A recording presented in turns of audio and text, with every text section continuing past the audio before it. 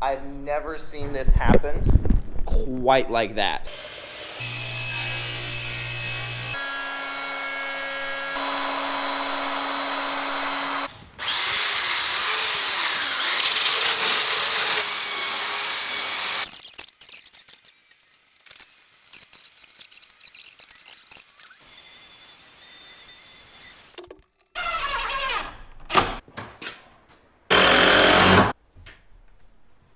Didn't hit.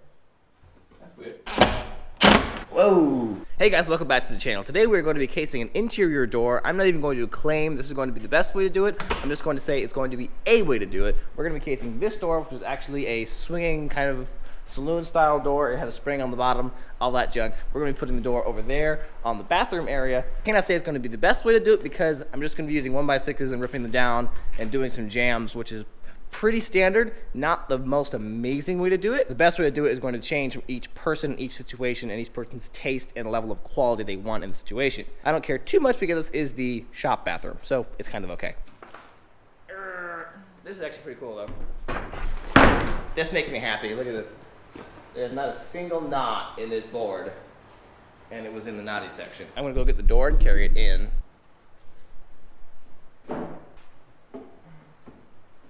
Going to be an entire new casing in and probably paint it too. That's fun. Anyway, 29 and a half, 5/8. No, that's 3/4 on it. Let's go with 3/4 then. 79 and quarter. 79 and a quarter by 29 and 3/4. Okay. Let's go to 1/4 inch total more. So that would be 30 inches wide and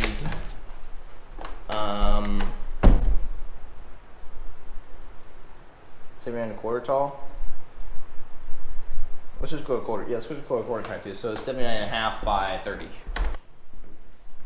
One important thing is trying to get the straightest wood you can. I think I'm not gonna have to do any modifications, run it over the joiner or table saw or anything. I think it's gonna be fine. So we're just gonna cut it to length and then we're gonna rip it down to the 4 and 5/8 width actually. We'll do 4 1/2. That way if we do drywall, it will work out. Because your 3 1/2 inch stud plus half an on each side gives you an inch total. So 3 1/2 plus an inch is 4 1/2. So you want a 4 1/2 inch jam if you're doing drywall on both sides. We actually have 2 and 11 on one side in the bathroom. So it's technically should be 4 and 5/8. But if we ever did drywall, I would want it to be a 1/2 inch, not a 5/8 difference. First, I'm going to square the end up because I like squaring the end up because it gets rid of chippage and whatever denting from moving it around a lot.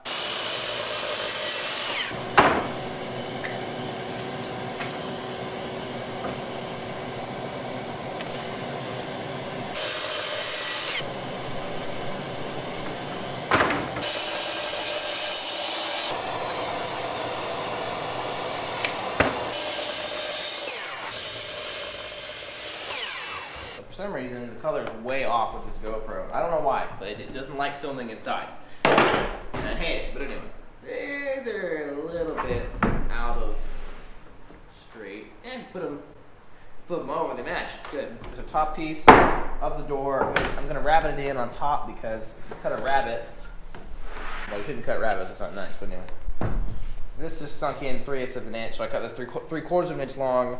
3/8 of an inch on each side makes 3/4, so this is 3/4 inches longer than the distance I want it to be in between the pieces. So when this is sunk in 3/8 of an inch, it'll be exactly where I want it. And it's stronger because this piece won't move, it won't fall down at all. It generally looks tighter because you aren't relying on this cut looking good. You're relying on a router cut or radial arm saw, table saw, miter saw, whatever you're going to use. So one thing I forgot to mention is that this was a 10-foot piece, which makes a lot of sense when you're doing a door. If you're doing it with just regular dimensional lumber and you're not buying, I guess you could buy actual casing material. I don't even know. But anyway, if you are just using dimensional lumber, you can get 1x5s for one thing, which are 4 1/2 inches already, so you don't have to rip anything down. But if you don't rip anything down, then you have to deal with whatever edges they already have. So if it's a dent or something or a chip you want to pull out, like I have one right here, this corner is missing on this board, so I'm going to rip that off.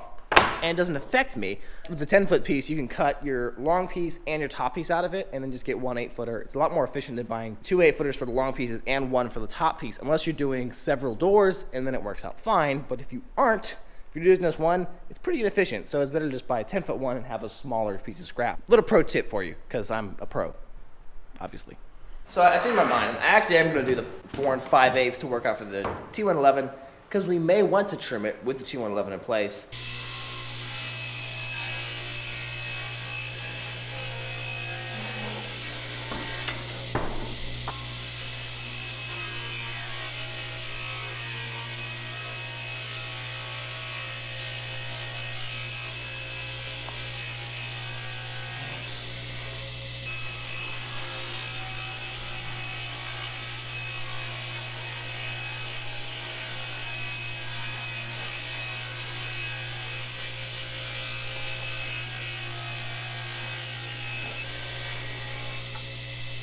I'm going to set this up with my router little jig here that Dad made, actually. I didn't make this one, but anyway. Little plug for Dad there. You can do it with a router. Obviously, I do it with a router because I like doing it. It seems the safest and the most accurate to me. Technically, if you had a giant roller table for your table saw, you could do it like that, but having anything perpendicular to a table saw, this large seems a little bit sketch to me. You could do it with a circular saw. I've done it with a circular saw. You could do it with hand saws if you really want to, be that kind of guy.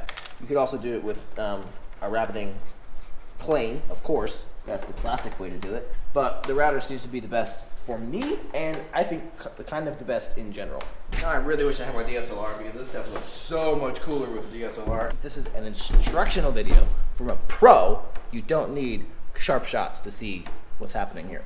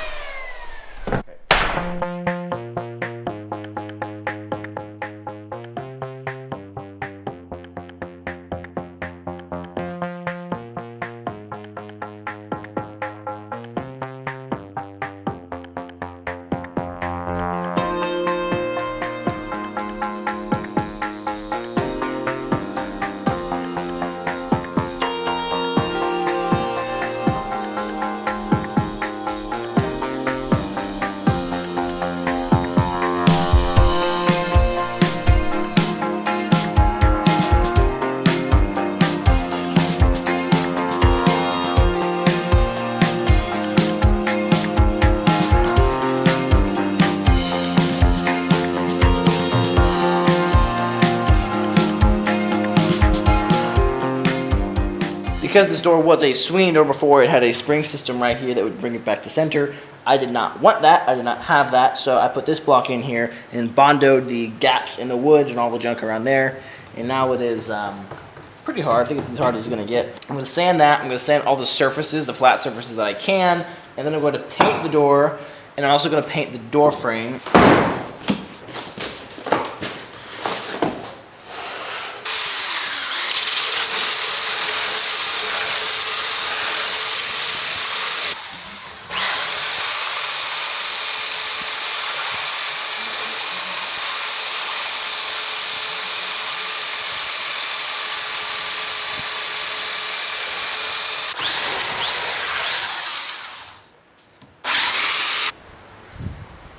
It's definitely not perfect, but it's a lot better than it was.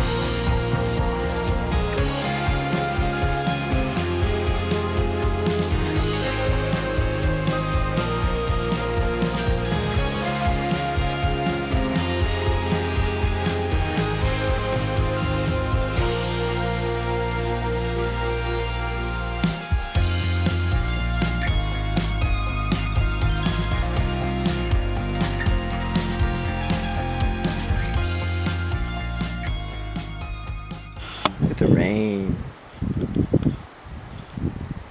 See the rain?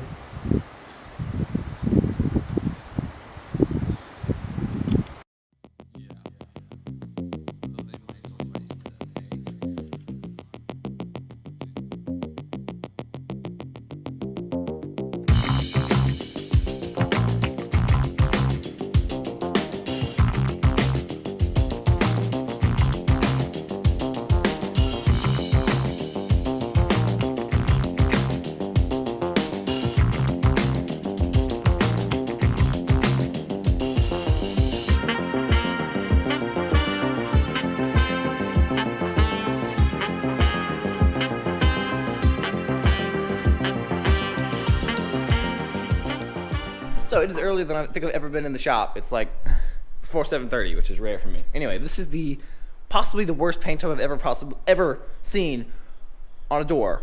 It's hideous. I can't even. Drips on the surface like everywhere. I've never seen this happen quite like that. I mean, that is something to write home about right there. But overall, it's fine.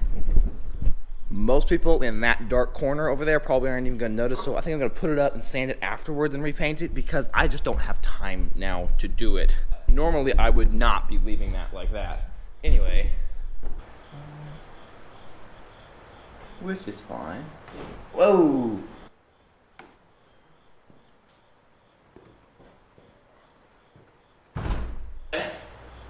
I was gonna do it the other way. This is gonna be interesting. Let's see if this happens at all.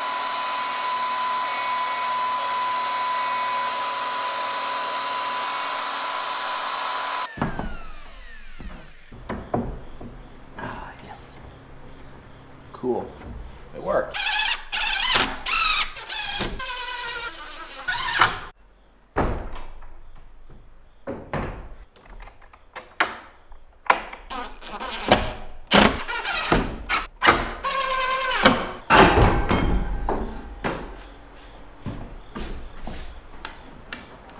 Should I pre-drill this? Probably.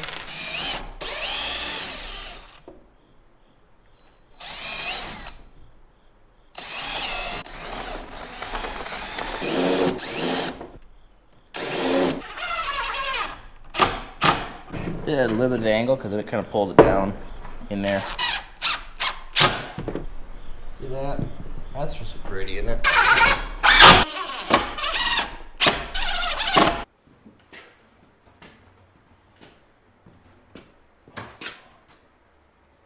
I'm going to keep it from the other side. Still jammed. I got to turn the bottom of the door to make that work. It's okay, I'll just pull the pins out and do that. Okay, I think I found a dimension that will work now, so I'm going to put a screw in.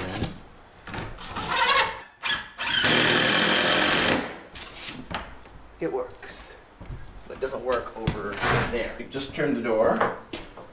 Hopefully it'll fit now.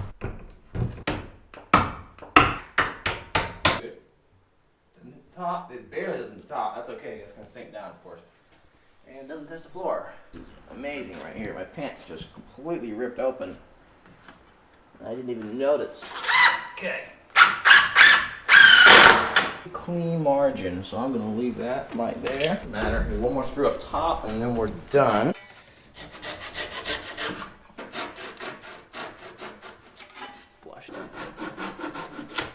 Okay, this is basically done now. I have one more screw to put in, but you don't really care about that, so I'm not really gonna take you in here. Actually, I am. Okay, so the door looks pretty good. Okay. So if this was an exterior door, which it isn't, you would not put your screws here because you wouldn't be jamming over it. And if you have pre-built jams, it's probably okay on the interior. But just exterior, you don't want someone to come take the screws out of your door and pull it out. Interior, it's fine, especially because I'm covering it. So that screw's now directly mounted to the studs, which is really good because otherwise it'd be screws into here, which is screwed into here, which is okay, but it definitely could flex and move even more than it normally is going to. So let's see. I chipped it, man. Sad. It works, great. So if you're doing exterior, don't put the screws here. You should really nail them on the outside because it's a lot harder to pull out nails, obviously, than screws, because somebody could just come with an impact and go boop, and go boop, and open your doors, which would be bad. I hope you enjoyed this video because impact. I really enjoyed making this video, and I hope you enjoyed watching it as much as I enjoyed making it. And now I'm going to lock everything up, and I'm going to leave and do something else. Wrong light. So if you're installing an interior door, that's how I do it. That's like totally from scratch. There wasn't anything done for me. It was a slab and lumber, and I turned it into a door. If I did it, you can do it too because nobody taught me how to do it. I just had to figure it out because I didn't know how to do it. And I'd also never really seen anyone do it before from scratch. So I figured it out. My first ones were pretty ugly, especially because they were exterior, and you shouldn't do it that way for exterior ones. I kind of messed up on that. This is the best one I did, and I still messed up. This one I cut out of a 1-inch piece and cut out a slot for the door to sit in. That's really the way you should do it for an exterior, but I screwed in there. This is the shop. So, I mean, it's not high security or anything. It's gonna be okay. But anyway, if you like this video, please like, comment, and subscribe. And as always, I'll see you in the next one. That's terrible lighting. Let me go over here. And as always, I will see you in the next one.